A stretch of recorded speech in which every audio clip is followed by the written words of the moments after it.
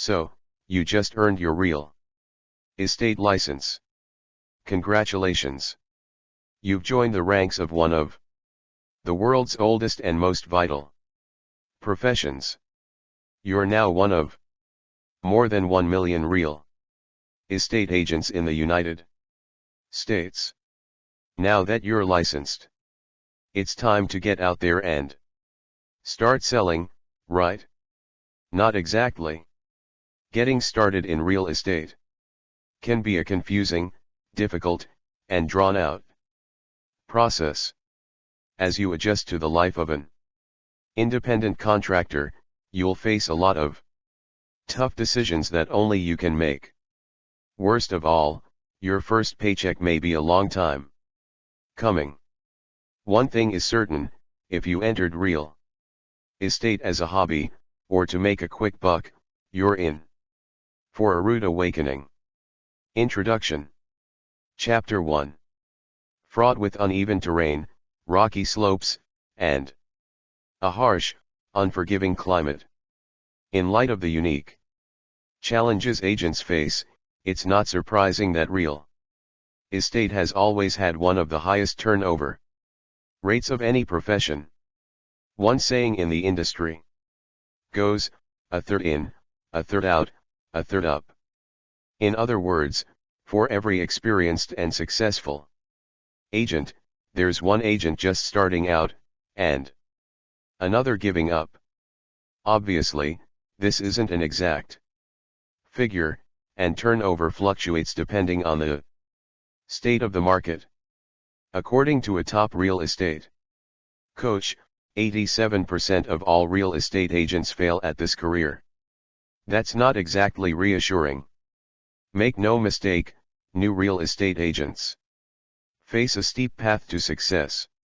Still, with a clear set of goals, a strong work ethic, and a little guidance, you can push through those arduous first months and give yourself a strong foundation for a long and prosperous real estate career. Welcome to the Beginner's Guide to Being a Real Estate Agent. How to decide where to work as an agent. How to start developing a list of clients. How to market yourself and your properties. What to expect from your first year, based on survey responses and interviews with veteran agents. How to distinguish yourself from other agents. Which tools and technologies to use in your business. Strategies for evaluating your performance. Resources for continuing your real estate education. And much more. In this new ebook, we will show you, before you can start working as a real estate agent, there are a few questions that still need answering. Chief among them, where the real estate profession is unique in that there are many ways to work as an agent. Some agents are completely independent, selling out of home offices and coffee shops. A different set has a virtual office with their corporate franchisor, and still others fall somewhere in between.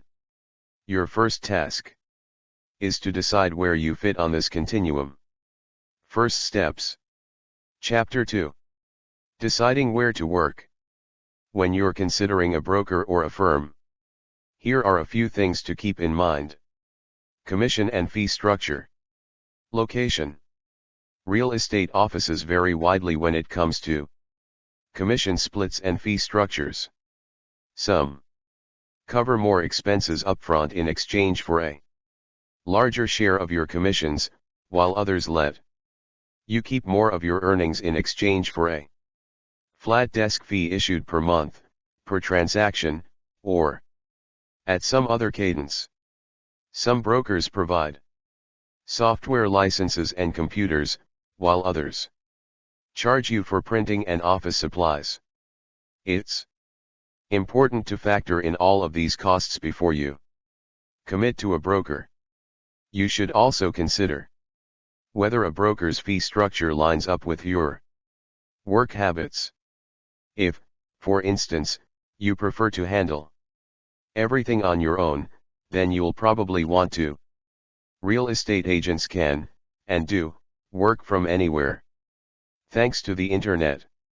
That said, you'll likely want to choose a company that's as close to your home as possible first, because it allows you to sell the area you know best, your neighborhood. Working close to home will also minimize gas mileage and other transportation expenses. Don't forget to keep track of those expenses for tax deduction purposes next April. More on that later. Finally, having your office close to home gives you more flexibility, allowing you to stop by the house to pick up something you forgot. Compare desk fees at brokers who don't offer administrative, marketing, or transaction support. But if you want as much assistance as you can get, then you'll be better off thinking about high-touch outfits that charge relatively high commission splits and offer a lot of support in exchange. The perfect company culture and oodles of marketing support won't do you much good if you have nothing to market. That's why you'll want to make sure the broker you work with has a large inventory of property listings. Think of listings like physical goods in a shop. You wouldn't want to work in a place with nothing on the shelves, and customers won't want to shop there, either.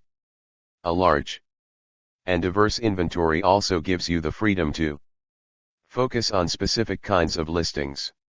Inventory has been historically low for years, so you should make sure you're comparing apples to apples when evaluating brokerages. How big is the brokerage? How many listings are currently posted on the MLS? And how does that shake out to listings per agent, more or less? When it comes to working in real estate, technology doesn't end with a computer and an internet connection. There are many factors for determining whether an office will suit your tech needs. Are there desktop computers available? How new are they? What operating system do they use? Which software, products and tools do they use or require? This last question is especially crucial. Many real estate offices are woefully outdated from a software standpoint. If your broker is living in the past now, chances are they won't be any more interested in updating later. Not all listings are created equal. Different brokerages might specialize in different types of property or unique home features. Waterfront homes, high-end estates, city condos. If you know you want to sell a specific type of house, and a brokerage specializes in it, that's something else to take into consideration when making your decision. Inventory technology. This can range from mildly irritating if you have your own devices and can manage digital transactions on them to a full-blown deal breaker if the lack of technology or devices costs you a deal. Buyers and sellers increasingly expect digitized transactions and web-based marketing, which means your broker should ideally be set up to provide at least those services for you. And if they aren't because you prefer a strict DIY route, then you'll want to make sure you've got the technology in place to meet and exceed your client's expectations. Training. Any real estate agent will tell you that the learning begins when you earn your license. No matter how confident or intelligent you are, as you get your feet wet, you'll still need guidance to navigate your new profession. Some brokers offer formal mentoring and training programs on everything from sales to technology to ethics. Others drop a company manual on your desk and wish you luck. Make sure the firm you choose will provide the support you need to be successful. Having people who inspire you, teach you, support you, and lift you up is critical to your success. Lori Weston Davis. Choosing a real estate company should be based on support and guidance, not higher commission splits. Those will come later. Patrick Norman. Marketing and advertising. Marketing and advertising are a huge part of a real estate agent's life and budget, so you'll want to pay attention to how a prospective office handles them. Some companies subsidize a portion of your marketing budget and provide ready-made materials, like print mailers, while others will ask you to handle it all on your own. Cost isn't the only concern, either. Some offices, particularly those affiliated with large franchise companies, will restrict how you can use their brand and where even require you to use approved language and materials. Go with an office that provides the right balance of support and flexibility. 97% of buyers looking for homes online at some point during their search. It's more critical than ever that you be able to market and advertise homes online if you're a listing agent, and that you are able to help buyers navigate those listings if you're working with buyers. What kind of support does your broker offer in this area? Franchise or independent? One of the most common questions new real estate agents ask is, should I work for a major corporate chain or a smaller independent shop? Every company is different, so it's important to use caution around terms like franchise and independent. That said, each model offers pros and cons. In a word, franchises provide more support because of their size and relationships with other offices across the country and even internationally. Franchises usually have robust referral networks and large listing inventories, making it easier for new agents to find leads and offer clients more attractive options. Due to their corporate nature, franchises also tend to provide more formalized, in-depth training programs, as well as brand recognition to help beginning agents make their start. Corporate rigor also leads to more up-to-date technology and marketing resources. On the flip side, franchises tend to offer less freedom. Agents must answer to the corporate culture when it comes to how they conduct their franchise and chain brokerages. Robust referral network. Less freedom to experiment. Larger listing inventory. Less input. Name brand recognition.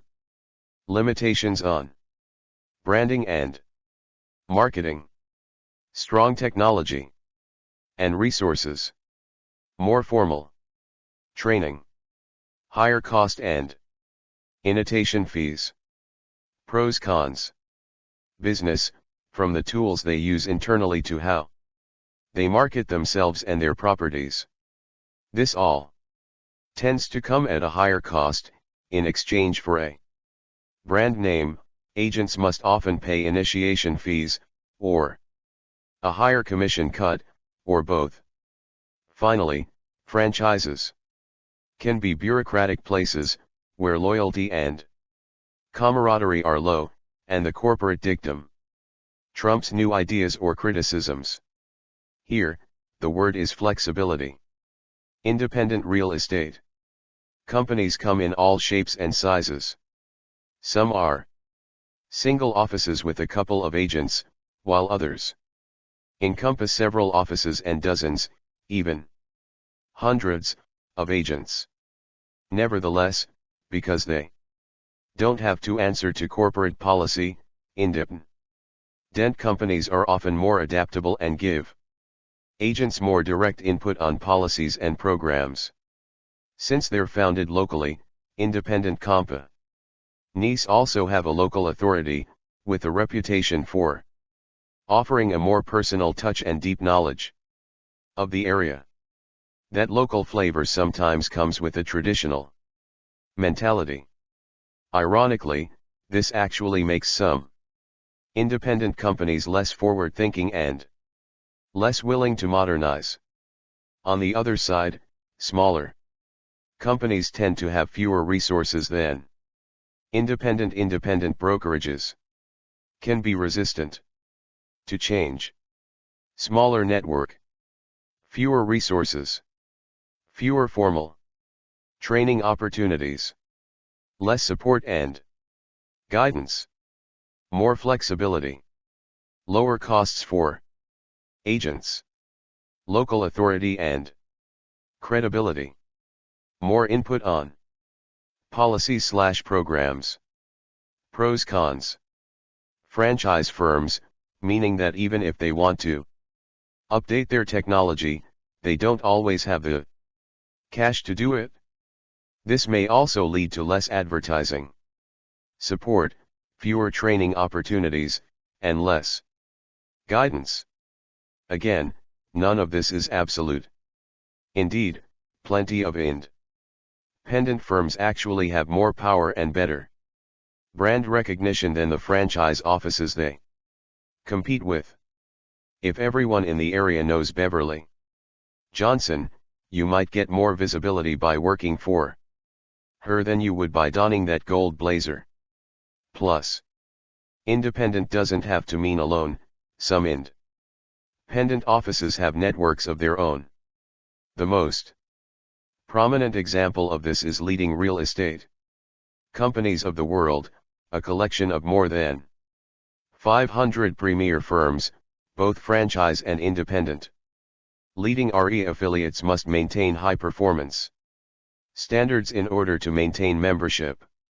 For more resources on choosing a real estate office, check out the National Association of Realtors Field Guide to Franchises vs. Independent Firms. Settling in. I've chosen my company. Now, how should I get started? If your broker provides an employee manual or guide, read it. Some of the contents may seem obvious, but every real estate company is different. And you'll have to know yours inside and out if you want to be successful. Knowing your company policies will ensure that you start your relationship with your colleagues on the right foot. By learning your obligations and responsibilities. Whether you have sales experience or not, you'll want to take advantage of any sales training opportunities to give yourself the strongest start possible. Selling takes personality, but it's also a skill like any other, meant to be studied. If you assume you'll make it on charm alone, your first few months will be rocky. The same goes for technology. Even if you are technologically inclined, it's worth noting that enterprise software doesn't have a reputation for being intuitive. A 3-hour class may sound tedious, but it beats dozens of hours puzzling over your company's user-unfriendly contact management system. You'll also minimize potential errors and know how to respond to a bad situation, whether it's with a client or your broker.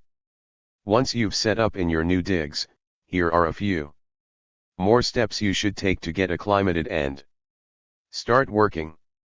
Read the manual. Train. As a real estate agent, you're technically an independent contractor. That doesn't mean, however, that you don't benefit from your relationships with fellow agents. Introduce yourself to everyone in your office, from fellow agents to administrative and support staff. The friendlier you are, the more willing they'll be to help. Your colleagues will give you insight on the company culture and what's expected of you as the new kid on the block. You'll also learn whom to avoid, and whom to shadow and study. Ask who the resident expert is on a subject you want to learn more about: marketing, contracts, foreclosures, and so on. Ask each of your colleagues for their one best piece of advice for someone starting out in real estate. Their answers might surprise you. Introduce yourself. Lead generation, to create a steady flow of potential buyer and seller clients, which will. You want to hit the ground running, understandably. But you'll go farther and make more money if you set yourself up for success from the very beginning. You're going to need systems for at least a few basics. Transaction management, to ensure that all the steps are completed in a timely manner. Closing is as smooth as possible, and you can spend as little time as possible on administrative work. Dealing with minutiae documentation, so that when the time comes for you to submit the miles you drove for taxes, for example, you aren't scrambling to figure it out last minute. Ideally, eventually ripen into real estate transactions. Set up your systems. Building your client list. It's time to start selling. There's just one problem: as a new agent, you have no one to sell to yet. Once you've set up in your new digs, here are a few more steps you should take to get acclimated and start working. Step 1, make a plan. Set aside 3 hours in your daily schedule for prospecting. You can do them all at once, or split them up. You can prospect in the morning, or the afternoon. Whatever you choose, eliminate all other distractions during those times.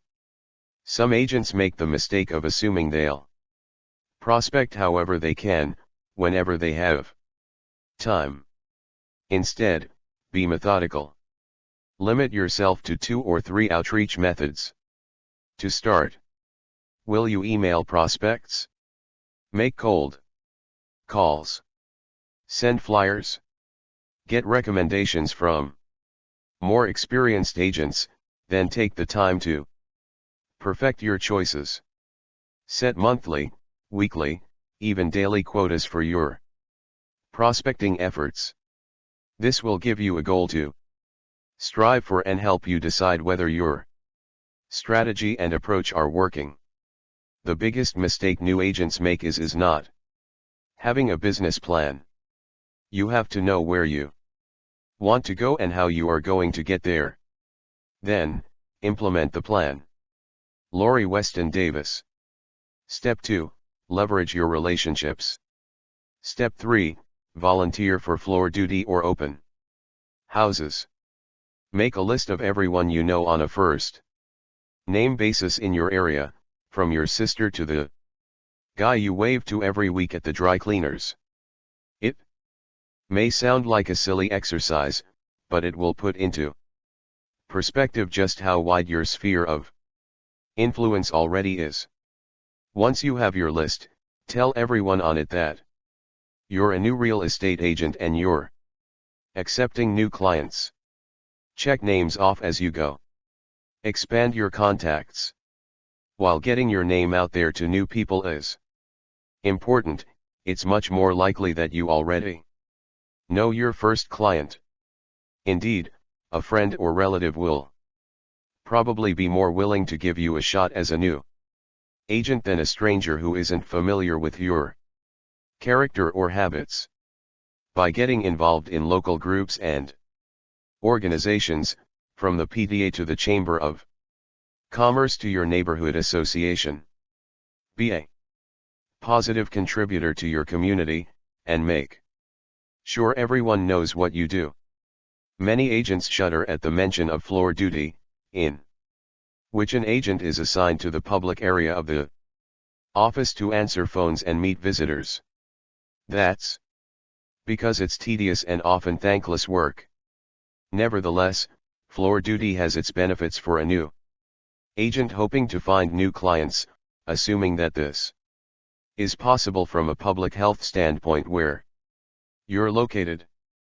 Likewise, hosting an open house for an established agent can be a way for you to meet buyer clients. When a listing agent is double booked or too busy to engage walk-ins and call-ins before anyone else, and practice working with prospects. Even if they aren't interested, they'll walk away with your name and contact information. Handle hosting an open house for their sellers. Stepping up to the plate can be rewarding for the same reasons that floor duty is a worthy strategy. Score points with other agents and brokers. When your colleagues and superiors see that you're dedicated, they may be willing to throw you a lead as a reward, or when they're too busy to handle it themselves. Many of the top producers and talking heads in the real estate industry suggest that being successful is about building a brand. But that's a little vague. In other words, you need to provide prospective clients with a clear promise of what you have to offer them, and a place they can go to witness that promise. The best way to do this is to build a real estate website that displays your professionalism, your understanding of your craft, and, of course, your inventory. According to the most updated statistics from the National Association of Realtors, 97% of buyers go online for at least part of their home search. It's absolutely critical that you have an online presence and are able to communicate digitally with your clients through that website. Step 4. Create a real estate website. Your site should be your own, not just a page on your broker or company's website. This gives you full control over everything from the header and footer on the page, down to the website analytics. When you want to take a look, your site should be technologically up to date, with an SEO-friendly structure, advanced search features, and an IDX solution that automatically imports and updates your property listings with the most current MLS data. Your site should feature a responsive design that displays well on any device and lets your listings take center stage. It's not enough to have just any website, however. Here are a few musts. For more on how to create the best launchpad for your listings, check out our ebook, The Ultimate Guide to Building a Real Estate Website. Take advantage of every opportunity to get an email address. Make sure each page of your website offers multiple methods and reminders for visitors to opt into your email list. Segment your email lists for maximum effectiveness. It doesn't make sense to send buyers and sellers the same emails, they're at very different points in the transaction. Split your list into buyers, sellers, and homeowners, then, once you've gotten the ball rolling on your contact list, you'll need to consider how you can demonstrate your value to the potential buyers and sellers who don't know yet how much easier you can make their real estate transaction from start to finish. The best way to do this is by engaging your network via email. Make it worth their while. Whether it's a downloadable neighborhood guide or a series on preparing your home for sale, be sure your emails are adding value instead of just noise. First impressions are everything. Whatever incentive you create for people to sign up for your email list, be sure you follow through. If you promise your subscribers great content and deliver something mediocre, chances are they won't stick around very long. Don't use email to sell. Most people will delete overly sales-y messages without opening them. Others will quickly unsubscribe from your list. Instead, use email to drive people to your blog and your website, where you're informative.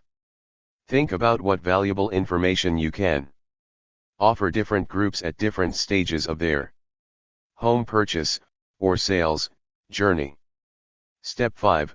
Build a mailing list. Customize your calls to action. Make sure people know exactly what they're getting when they fill out your opt-in form or click on that link in your newsletter. Instead of vague requests like, click here, submit, or sign up, make sure. Every call to action offers a clear reward. Download your free ebook, or request a free comparative market analysis from a real estate expert. Content and beautiful listings will make a much more persuasive argument than a cold sales pitch ever could. Now that you've found your broker and are set up in your new office, it's time to consider your life as a new agent. When and how long will you work? How much money can you expect to make? What should your budget be? We surveyed a number of working real estate agents about these and other questions. Here's what we found. Life as an agent. Chapter 3. A day in the life. What does a real estate agent do on a daily basis? One of the biggest challenges when it comes to starting out as a real estate agent is finding a routine and a schedule that works best. We asked a few seasoned veterans to offer their perspectives on what it's really like to live the life of an agent. Here's what they had to say. Patrick Norman, Rodeo Realty, Beverly Hills, CA. Stephanie Crawford, Nesting in Nashville. Keller Williams, Nashville, Tennessee. Lori Weston Davis, Better Homes and Gardens Real Estate Lifestyle Property Partners, Pinehurst, North Carolina. I spend most of my time out of the office, making and returning calls and showing properties. The rest of the day, I comb the MLS for new listings for clients. I'm primarily a listing agent, but I also work with buyers that have been referred to me. My typical day consists of lots of web updates, social media, email, contract negotiations, and phone conversations.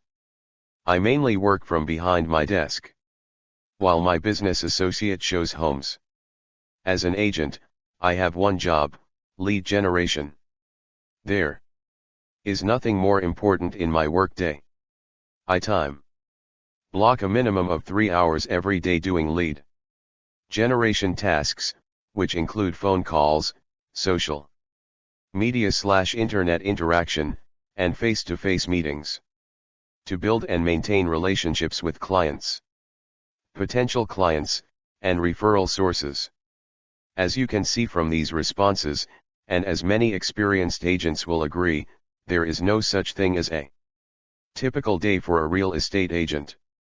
Nevertheless, we weren't satisfied with that answer, which is why we decided to dive deeper into the daily experiences of real estate professionals. We surveyed 137 agents from around the country about their routines and habits.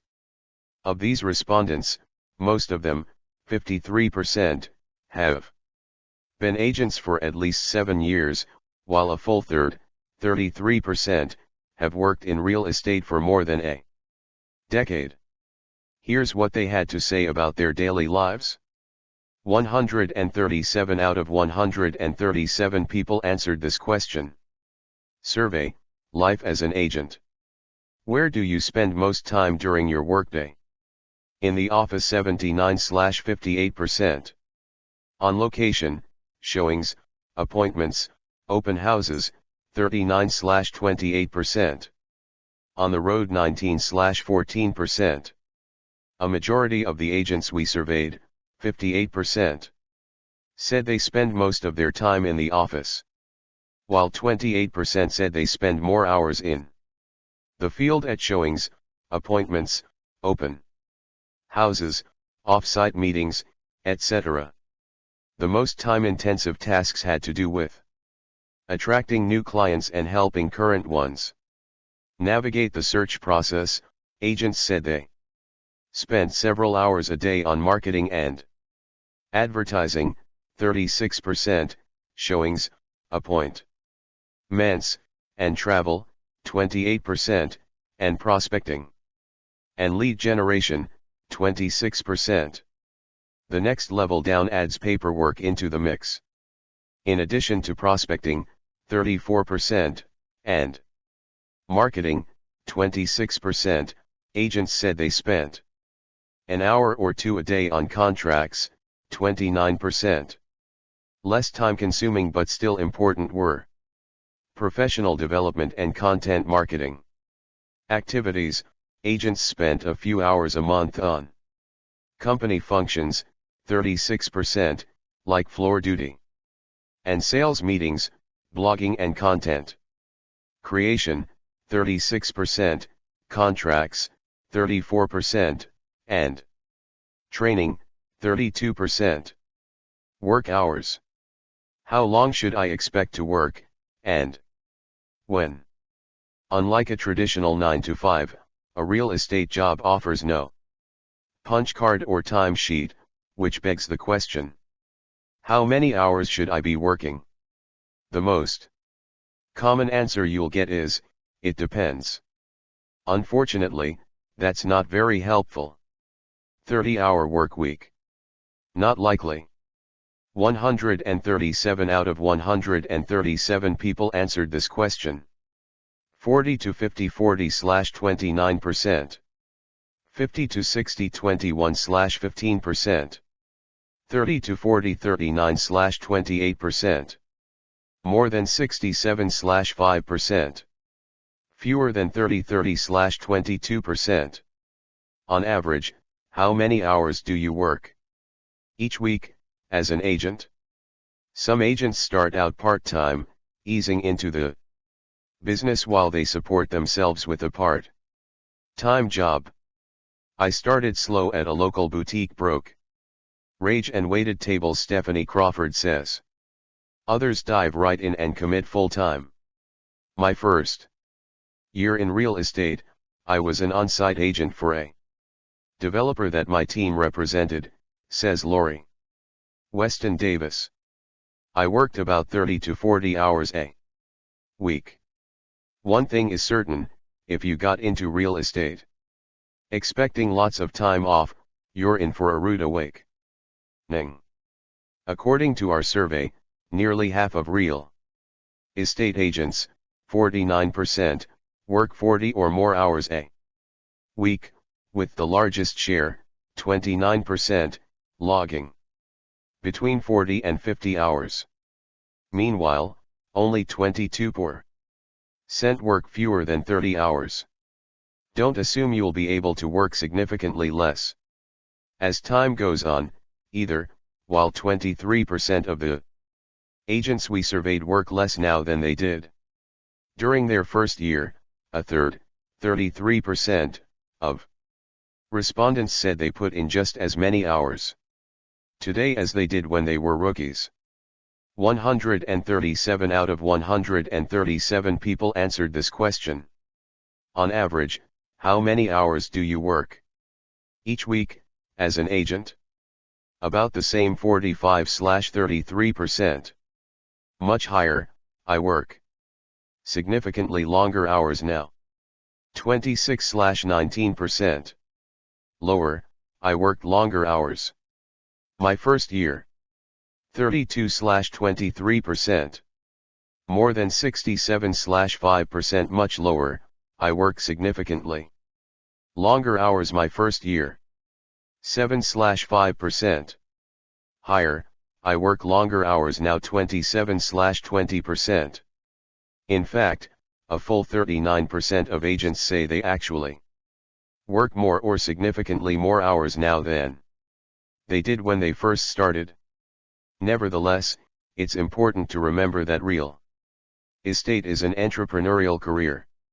To a large extent, it's up to you how many hours you'll work, and how much you want to get out of those hours.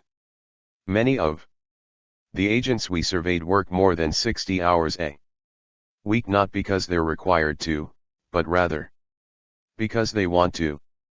Plus, once you iron out the kinks, you'll be able to use your time more efficiently, so that an hour will bear more fruit as time goes on. As for when your work hours will fall in the day, the answer is less clear. Since most of your customers will likely work more traditional schedules. You'll have to be more flexible. That means working evenings and weekends to accommodate clients. To top it all off, as a new agent, you'll have to put in significantly more time than a seasoned agent, getting a client to the job and building your contact list. As for the latter, plenty of networking will also happen outside of your scheduled work hours, at barbecues, PTA meetings, your neighborhood bar, etc. There is, however, a silver lining. While you have to be flexible, you can also be flexible. That is, as long as you're doing what's necessary to serve your clients. Your schedule and location is your own to fix. Want to volunteer during the day? Exercise. Pick your kids up from school. It's a lot easier to fit these things in as an agent than it is for someone in a traditional 9-to-5 job. That said, it may take some time before you have enough breathing room and confidence in your routine to take advantage of this perk. Remember, however, flexible doesn't mean irregular. Indeed, most seasoned real estate agents agree that 30-hour work week not likely. The key to success is establishing a routine, and sticking to it as much as possible. I wish I had treated it more like a business right off the bat, with regular office hours and regimentation, says Stephanie Crawford. Money matters. How much should I spend? How much will I make? You might want to consider investing in a hybrid vehicle. Transportation accounted for the largest. Another common question for new real estate agents: what should I expect in terms of overhead? Naturally, it depends on which expenses you're responsible for, and which are covered by your broker. If you're self-employed, you'll be trading that free DOM for a lot more spending on everything, from advertising, to MLS fees, to gas. We surveyed agents about how much they budgeted for a variety of operating expenses. Here's what they had to say. Just because you're an independent contractor doesn't mean you don't have anyone to pay tribute to. More than half of the agents we surveyed, 49%, said they spend more than $1,000 a year on professional dues and fees, licensing and credentialing expenses, NAR, and local real estate association dues, MLS fees, etc.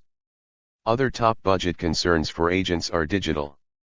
27% spend more than $1,000 annually on technology and software, and 31% devote just as much to online marketing and advertising. Portion of many agents' budgets, with 36% spending between $1,000 and $5,000 a year on gas and maintenance. Indeed, another 19% actually shelled out more than $5,000 on transportation. Budgeting. Nearly a third, 31%, of respondents said they spent between $501 and $1,000 a year on office supplies and expenses. Other leaders in the same range: technology, 26%, online marketing, 24%, and website services like hosting, design, and maintenance, also 24%. Interestingly, online marketing was also one of the smallest line items, with 29% devoting less than $100 a year to the practice. Also in the lowest spending category were print marketing, 34%, and website services, 31%. Don't erase these activities from your budget sheet just yet, though. Agents who don't spend much on marketing are likely seasoned veterans. Established enough to get most of their business through referrals. Don't forget about Uncle Sam. As independent contractors, real estate agents are responsible for paying taxes on their earnings. It's probably worth your time to talk to a financial planner and ask them about setting aside money from every commission check for taxes, as well as what you need to be tracking for deductions. You don't want to miss out on getting some of that money back that you spent on gas, marketing, and other business needs. Keeping operating costs as low as possible is paramount to success as a new agent. It's crucial to think long and hard about every expense, both before and after you pay. Do you really need an employee to handle your social media? Is that top of the line laptop necessary right now, or can you make do with a used, but new to you, upgrade instead? Was that expensive marketing campaign effective, or a waste of time and money? Set aside time to evaluate and reevaluate your spending, otherwise you may find yourself in serious debt before you've even closed a deal. Finally, one of the most important questions a new real estate agent faces is how long it will take to get into the black. The simple answer is, a while. Because you work on commission, it may be quite a long time before you make your first dollar that stays in your pocket. Even experienced agents go months without closing a deal. Since you're just getting started, you shouldn't expect to get rich quick. Indeed, this expectation is the reason many new agents wash out after a year or two. To explore this question of earnings further, let's return to our survey once more. When will I start making money? 137 out of 137 people answered this question. 6 months, 1 year 45/33%. 1 to 2 years 29/21%. More than 2 years 33/24%. Less than 6 months 30/22%. How long did you work in real estate before you could support yourself, and, if applicable, your family, financially? While responses were pretty evenly distributed on the subject, it's telling that only 22% said they were able to support themselves after less than 6 months on the job. For many agents, it wasn't much longer. A third said it took between 6 months and a year, but nearly a quarter of respondents, 24%, said it took more than 2 years to truly make a living as an agent. Our interviewees had a variety of experiences when it came to their first paycheck as well. I worked 2 to 3 years before I could fully support myself with commissions, Stephanie Crawford says. Others were luckier. It took about 3 months before I closed my first deal, Lori Weston Davis says. Some of the obstacles new agents face are beyond their control. Patrick Norman, for instance, left his first company a few months in when it was acquired by Coldwell Banker. Still, he managed to get a couple of deals done. I sold my first listing and also represented a buyer in a successful short sale. The difference between a good and a threadbare first year often comes down to 1 or 2 deals. Even if you start out strong, however, there's no guarantee that your streak will continue. As the 2008 housing bubble shows, the market can change without warning. Because of this, Patrick says, agents must be adaptable and open to opportunities wherever they appear. I was selling multi-million-dollar properties before the downturn. After that, my bread and butter were properties in the $500,000 to $700,000 price range. Listing price isn't the only area agents should be flexible on, either.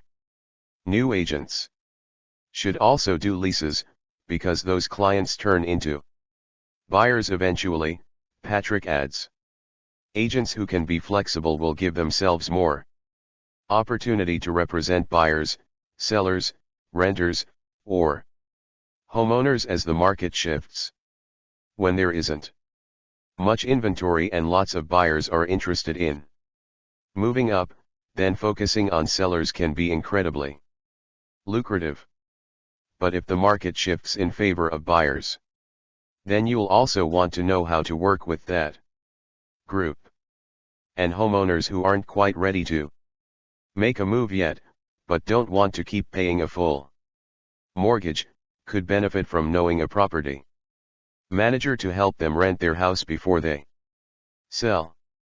Now that you have realistic expectations for what lies ahead, it's time to put yourself out there and get to work. But if you're going to be successful, you'll have to find ways to separate yourself from the pack. Remember, there are more than 1.5 million licensed agents in the US, and new agents are trying to break into real estate every day. Here are a few strategies for setting yourself above the competition and winning your clients' attention. Distinguishing yourself. Chapter 4. Know your niche. Earn respect and attention by becoming a local expert and getting specific with your industry focus. Obviously, the best way to stand out from other agents is to be the best. Of course, that's a tall order and a little vague. To make this a little more action-able, the best way to stand out is to be the best in your niche. You can think about this in two ways. The first is geographical. In our survey, 28% of agents said the best way to distinguish yourself is to be an expert when it comes to the neighborhoods, towns, and regions that you serve. That means experiencing all these places have to offer from the perspective of someone who lives there. Try to spend as much time as possible in these places. Become a resource on. Visit local businesses and attractions. Restaurants, bars, shops, parks, etc. Walk, drive, and take public transportation. Know how long it takes to get anywhere, how far each neighborhood is from nearby attractions, major employers and urban centers, etc. Stay up to date on the happenings in government, property taxes, building and infrastructure projects, etc. Absorb statistics on everything from schools to demographics to crime. Everything a client would want to know about the area surrounding one of your listings. Find a niche and stick with it. It might be a certain kind of prospecting, or a certain kind of home, or a certain area, or a specialty. We try to be all to every one, but we just can't wear that many hats and look good doing it. Stephanie Crawford. Concentrate on a certain property type, multi-family, condominiums, townhouses, large apartment complexes, etc. Specialize in listings with particular features or requirements, co-ops, farm properties, beach. A second way to think about niche is in terms of the kinds of listings you handle. Indeed, 18% of the agents we surveyed suggest that the best way to distinguish yourself is by focusing on a specific industry segment. Focus on listings with special financial or negotiation circumstances, foreclosures, short sales, FSBO, bank-owned listings, etc. Front properties, distressed properties, historical homes, etc. Buying and selling these kinds of properties requires an agent with knowledge of the red tape. involved, as well as an eye for features and problems that are unique to that niche. Naturally, you'll want to cultivate a specialty that's needed in the areas you serve. Use technology. Simplify your job and enrich your customer's experience. As a new real estate agent, it's crucial that you become proficient with the latest technology. This is especially true if you're an older agent changing careers. After all, many of the other new agents you are competing with are just out of school, and already know their way around technology. If you want to compete, you'll need to beat them at their own game. Here's a survey of the tools you should master. There are tons of statistics out there to show just how central mobile devices are becoming to our daily lives. Mobile phones, not including tablet devices, such as the iPad, account for just over half of global website traffic, 54.8% as of the first quarter of 2021. Tablets have become increasingly popular, too. In 2020, it was estimated that 160 million tablets were shipped. That's not quite at the level of the 218 million laptop units shipped as a previous record, but it's still quite respectable. Get mobile first. Our survey respondents echoed these statistics. Of all the technologies they use in their business, the largest share of agents, 22%, said their smartphones were the most important. Some of the benefits of a smartphone for real estate agents are obvious: constant access to email, the ability to search the web from anywhere, mapping and navigation abilities, etc. There are also a growing variety of apps designed specifically for real estate related tasks, property inspection, e-signatures, see below, on-the-fly video editing, etc. For more on how to create the best launchpad for your listings, check out our ebook, Art of Building a Lead Gen Real Estate Website. Try our ultimate SEO guide for real estate agents in the Real Estate Marketing Academy. How to dominate SEO for real estate. Due to the widespread use of mobile devices, people are constantly searching for local information. In fact, the majority of consumers say they use their smartphones to research local businesses, and 88% of people who look up a business on their mobile device end up visiting or calling that business within one day. As a result, search engines are doubling down on local search, integrating local listings and maps into their results. To capitalize on local search, make sure you claim your business on all the major local portals: Google+, Local, Google Maps, Bing Local, Yelp, etc. Depending on the areas you service, you might also consider building satellite websites that target specific neighborhoods or towns.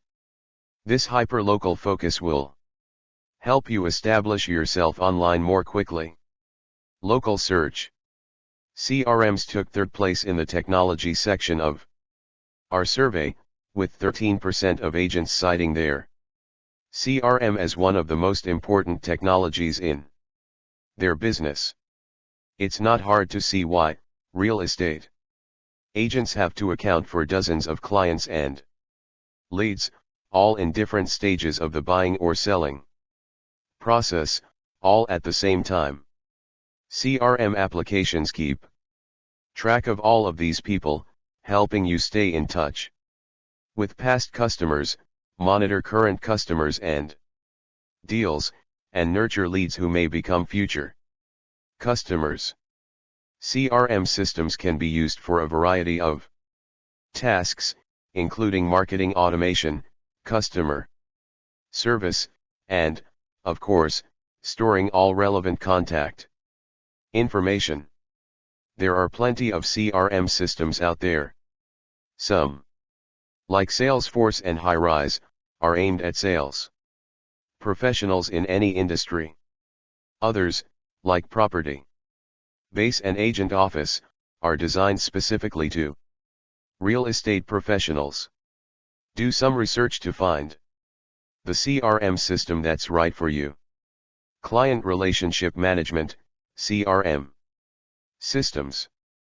Convert leads into new clients with. Simplify lead management with a.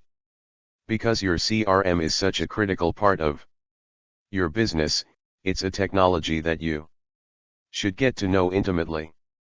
Check out these materials at Placistus Real Estate Marketing Academy. Your CRM. Dynamic CRM. Doing business on paper can be especially annoying for real estate agents, who need to be mobile and able to retrieve relevant paperwork at a moment's notice. The costs of printing add up quickly, and organizing records can be time-consuming. Plus, these documents take up a lot of space, and chances are good that you won't have more than a couple of file cabinets to work with.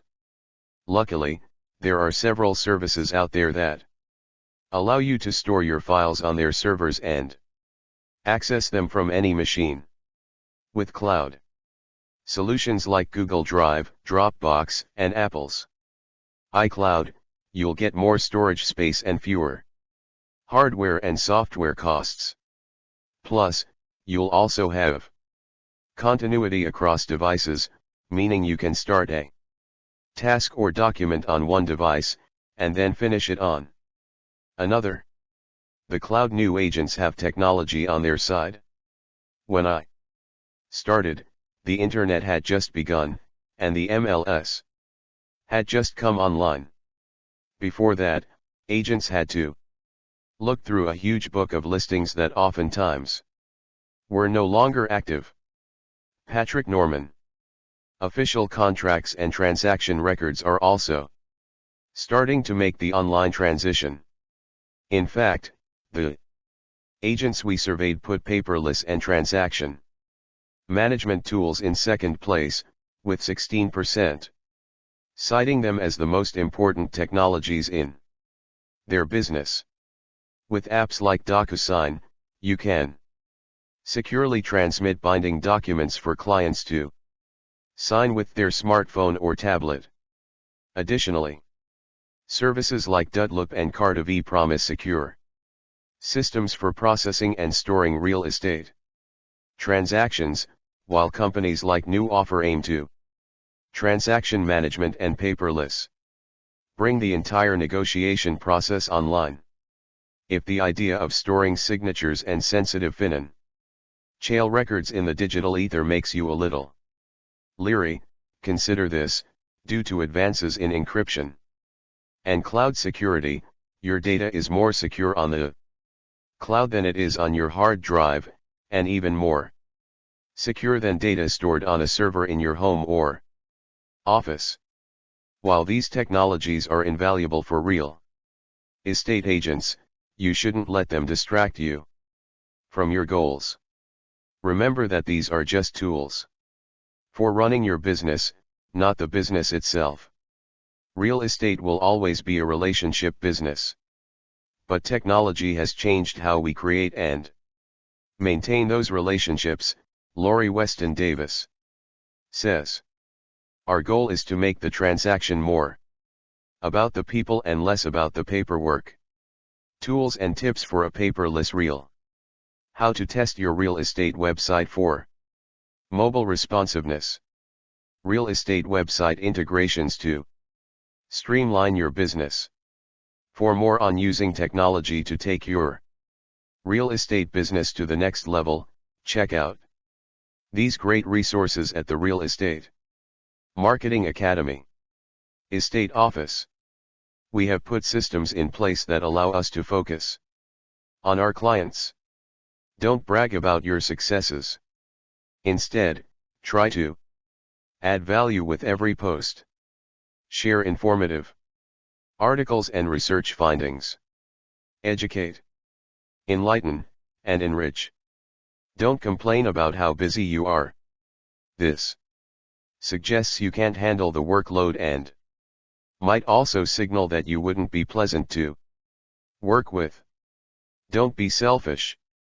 Balance plugs for your own company, listings, and content with posts that raise awareness for others, whether they're colleagues or local business owners. Need to actively use those networks to spread the word about your expertise and your business. Of course, there are a few caveats when it comes to social media etiquette. Promote yourself. All the technology and expertise in the world won't matter unless you're putting yourself on display. Your broker, your company, your listings, these can only take you so far. You also need to offer proof that you, above all others, are the real estate agent your leads should work with. For starters, you should be using social media to engage your network and find new customers. In a tie with CRMs, 13% of the agents we surveyed said social media was one of the most important tech tools in their business. Nevertheless, having a profile on one or two social media outlets isn't enough. Social media. Don't overshare. At best, people will ignore that post about what you had for lunch. At worst, they'll delete or block you.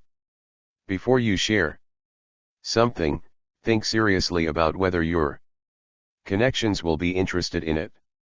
Don't spam your networks with information about all of your listings. Instead, share them sparingly, concentrating on only the best and most unique properties. Don't be vague.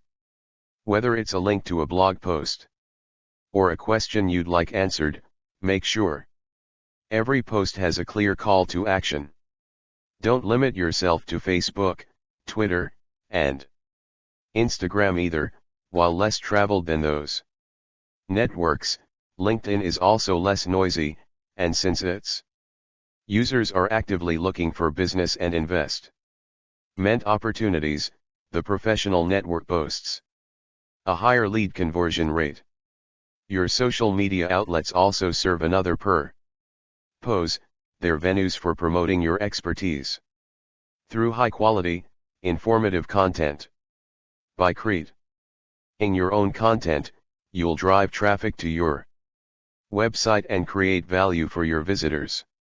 Plus, you'll offer cold leads serious proof of your professional worth, proof that a headshot and a short bio simply can't match. Also, remember those email lists for buyers and sellers that you set up earlier? Send that informative, quality content to your email list. And make sure that visitors to your website who landed there as a result of social media know that you've got a ton of good information to share. Don't forget to invite them to content marketing. Create a neighborhood guide for each area you serve.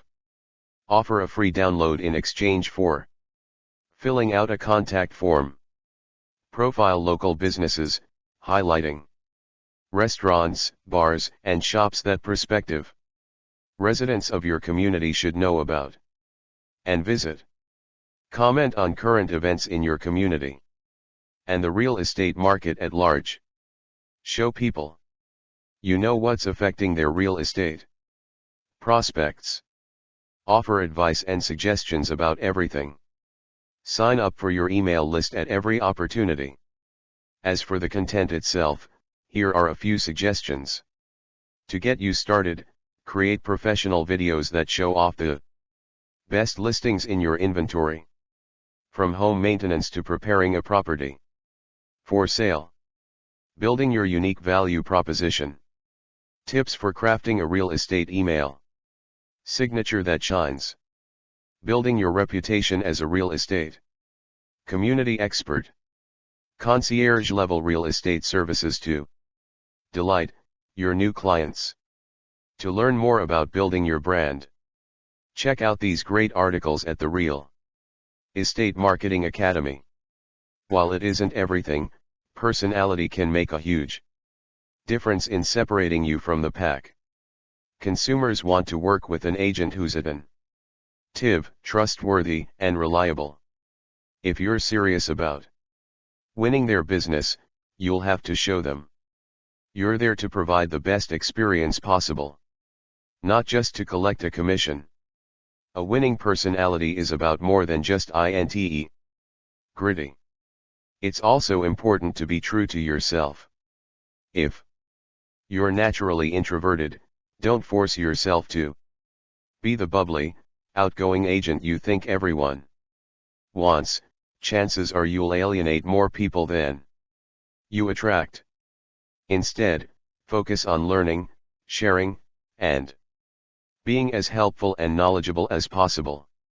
Content marketing can be a major asset here as well. If initiating social interactions isn't your thing, your content will speak for you. A great video or blog post could also inspire others to reach out to you. Similarly, when it comes to getting involved in your community, don't just take up causes and join organizations because so and so told you that you'd find customers there. Do it because you are genuinely interested in what they stand for. Your passion will say far more than just your membership. Personality. Follow up. Be persistent. Be smart. Be remembered. Finally, the last way to distinguish yourself from other agents: don't give up. Success in real estate is all about building your network of customers and cultivating new leads. That takes patience and persistence. Here are a few strategies for making sure you follow through. Don't just reach out or touch base. When contacting a lead, always have a concrete goal in mind. Are you hoping to get their email address? Offer them a piece of content? Book an appointment? Whatever your objective is, set your sights on achieving it. 2. Ensure you stay focused. You should create a script or workflow for these interactions. Whether it's an email template or a few phrases for telephone calls. In the old days, leads were only reachable via landline telephone and snail mail. Today, you can contact a lead by home phone, cell phone, email, social media, etc. What's more, habits vary widely in terms of which method people use most often. According to a government study in 2021, only 40% of households in the US have a landline. If you can't reach someone via telephone, be sure to try email or social media before you throw the lead away. Honing your language will help you make an impression and achieve your goals. Have an objective. Try another channel. Remember, following up is as much about disqualifying leads as it is about turning them into customers. A no is almost as good as a yes because it lets you know where you stand and prevents you from investing any more time in a lead that won't bear fruit. As time goes on, you'll learn to distinguish which maybes are worth pursuing, and which are not. For now, let leads know up front that it's okay for them to say no and welcome that answer when it comes. Your relationship with a client shouldn't end once you've closed the deal. It's crucial to stay in contact with former customers, even if they don't plan on buying or selling for the next several years. First, there's a good chance a satisfied customer will know someone who is on the hunt for a new home, and if you're top of mind, you may get a referral. Second, staying in touch with existing customers lowers your prospecting costs. After all, it's cheaper to stay in touch with someone you've already done business with than it is to convert a new lead. Finally, when a former customer does decide to move, you stand to profit even more. After all, there's a good chance their second home will be worth more, and you may have the opportunity to sell their first. Take no for an answer. Don't stop at a signature. Now that you have tools and perspectives you need to get started, it's time to talk about the future. As a new agent, you'll realize quickly that you have a lot of growing to do before you're a true professional. As you hone your skills and strategies for serving your clients and expanding your business, you should also have a plan for gauging and optimizing the learning process. Securing your future. Chapter 5. Self-evaluation. Measure, analyze, iterate, improve. Honing your craft and increasing your income as a real estate agent begins with taking stock of your behavior and performance. Here are a few methods for doing just that. Depending on the company or broker you align yourself with, you may be subject to a performance review on an annual or biannual basis. If there is no formal assessment, you should take the initiative in arranging one. As a new real estate agent, it's important that you see these evaluations not as a painful formality, but rather as an opportunity for serious reflection and growth. Take advantage of performance reviews to ask. You shouldn't simply wait for others to point out your weak spots. Top performing agents are reflecting constantly on their performance and developing questions. In your broker's opinion, where should your sales figures be at this point? Do your numbers reflect that benchmark? If not, what should you be doing to improve?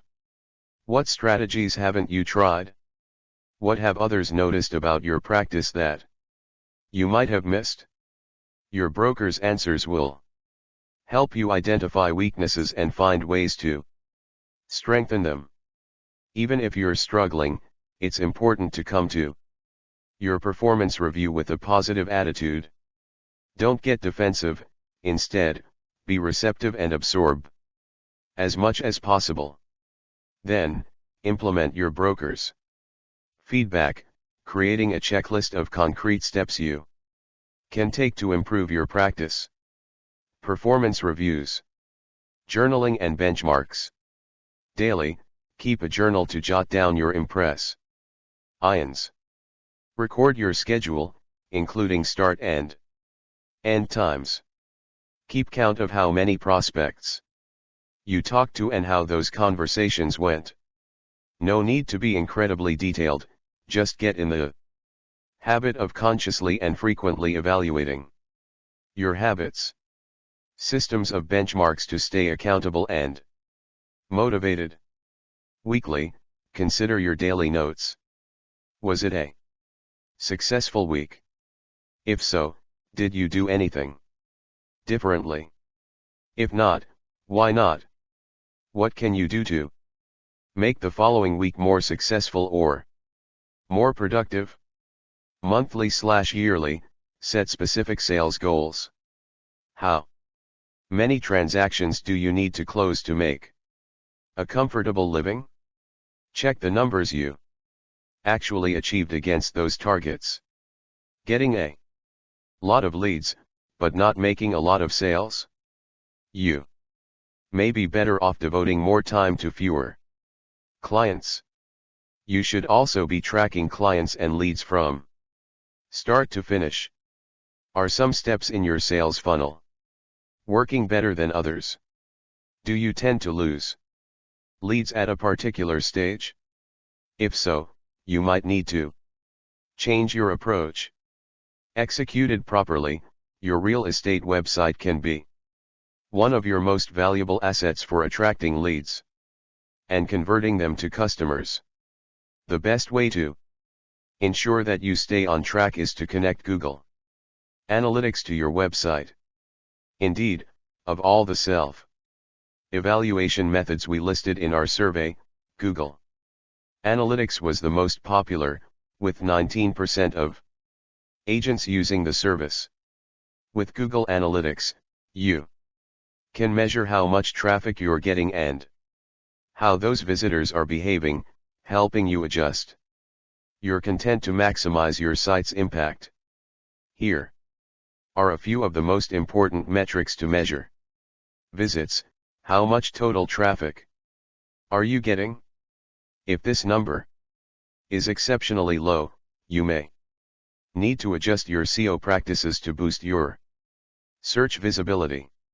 Unique visitors, not counting repeat visits: how many individuals came to your site?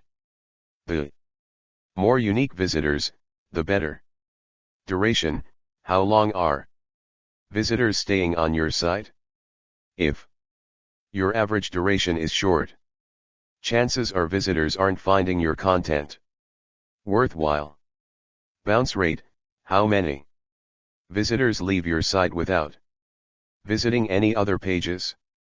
Again, if your bounce rate is high, you may need to work on making your site content more valuable and informative. Analytics: you can also explore your lead conversion rate by setting up goals in Google Analytics. With goals, you can track specific actions or behaviors that demonstrate visitor interest: filling out a contact form, signing up for a newsletter, staying on a site for an extended period of time, etc.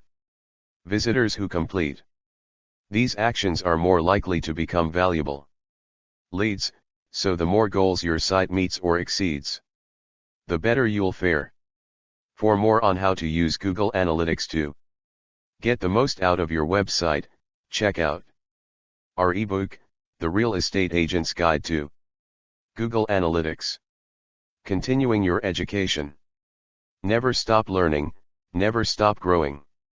Over half, 56%, of the agents we surveyed devote at least a few hours a week, if not more, to training and mentoring, and while company training programs are more formalized, our respondents cited mentoring as the more valuable educational tool, 19% to 14%. You should be taking every opportunity to learn from more experienced agents. Find someone you respect and admire and ask to shadow them on an appointment or with a prospect. Offer to split your commission if they'll take on an advisory role on one or two of your clients. If an experienced agent doesn't have time to help you during the workday, offer to buy him or her lunch, a coffee, or a drink after hours. You should also be building and maintaining your relationships with the rest of your colleagues. You'll not only strengthen the network you need to be an effective salesperson, you'll also have access to their hard-earned wisdom. Listen to horror stories as well as their success stories. Find time to ask questions. Next, step outside your office and find out which agents are the most successful and most visible in your area. Do your research. What are they doing that others aren't?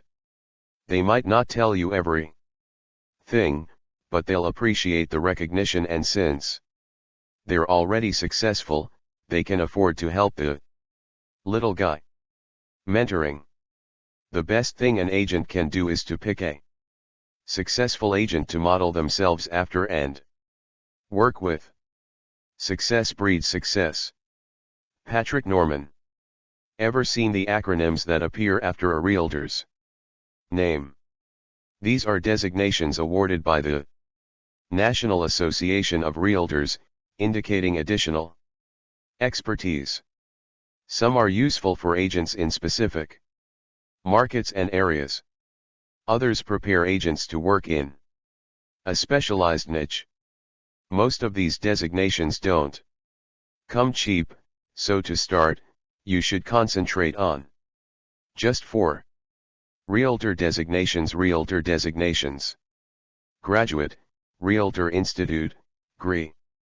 This designation covers topics ranging from the sales process, to legal and regulatory issues, to Professio NAL standards.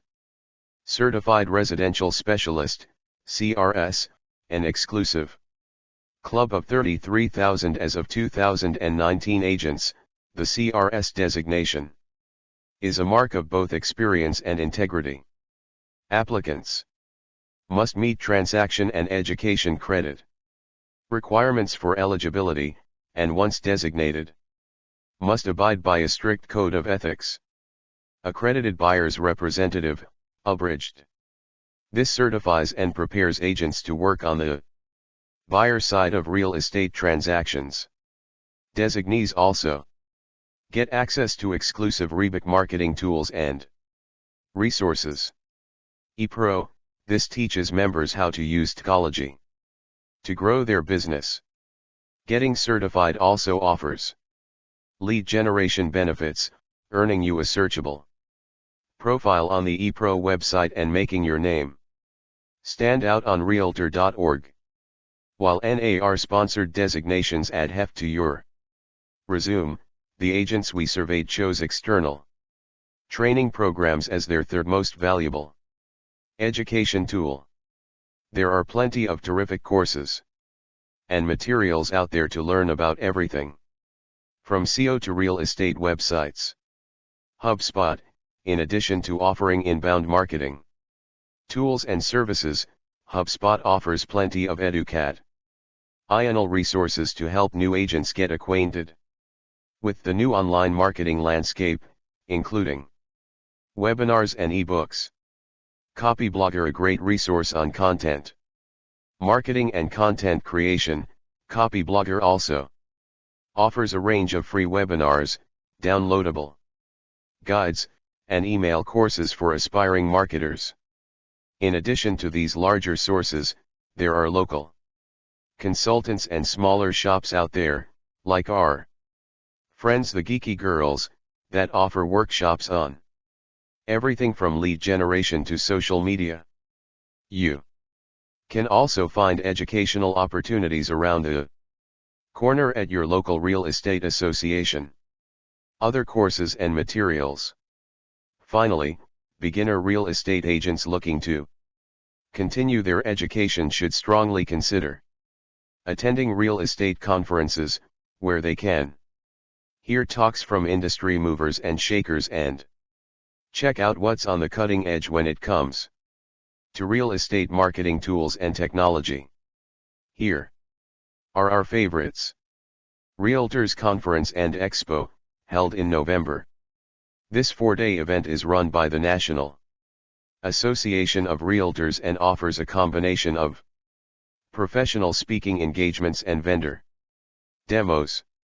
Many large real estate franchises also host their own conventions and conferences.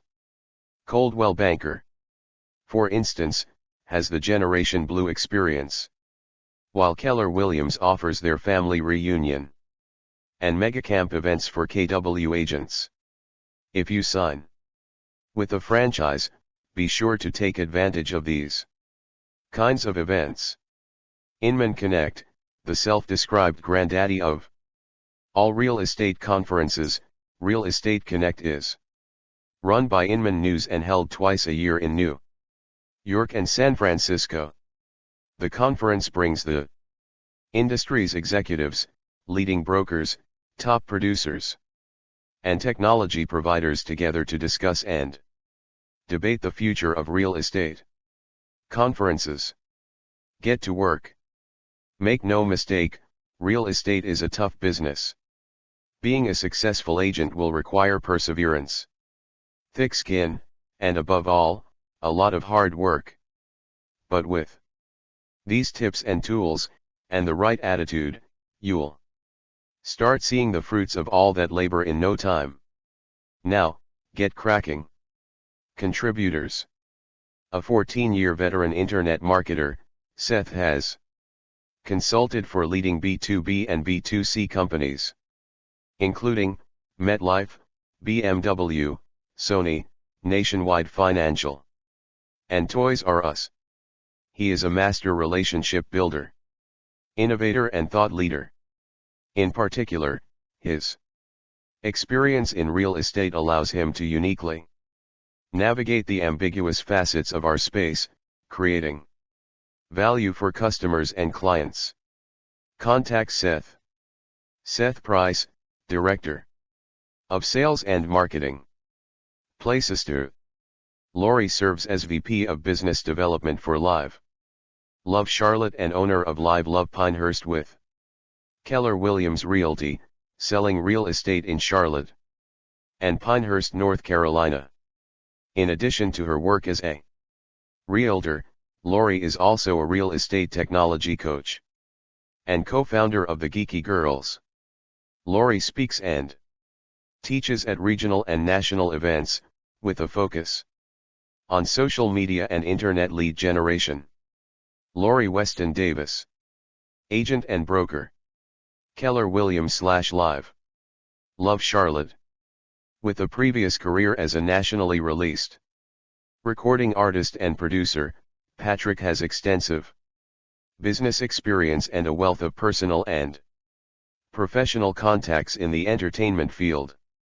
A licensed realtor since 1995, Patrick specializes in residential property in the Hollywood Hills, and has sold all property types in Southern California. Patrick Norman, agent and director, entertainment division, Rodeo Realty. Stephanie Crawford, agent, Keller Williams / Nesting in Nashville. Stephanie focuses on residential sales Davison County, specializing in her native Nashville's urban properties. A full-time realtor since 2003, Stephanie has personally invested in rental, rehabbed, and flipped properties, and loves working with first-time buyers. Whether this is your first or 15th home in Nashville, Stephanie will deliver prompt, hospitable, knowledgeable real estate services that utilize all of the latest technologies. Thank you. Thanks for checking out the Beginner's Guide to Being a Real Estate Agent ebook. For more insight into the world of real estate marketing, be sure to visit our Real Estate Marketing Academy. Looking to set up a new real estate website with built-in IDX/MLS search, premium themes, and indexable property pages? Head to Places2.com and get started with a 30-day free trial.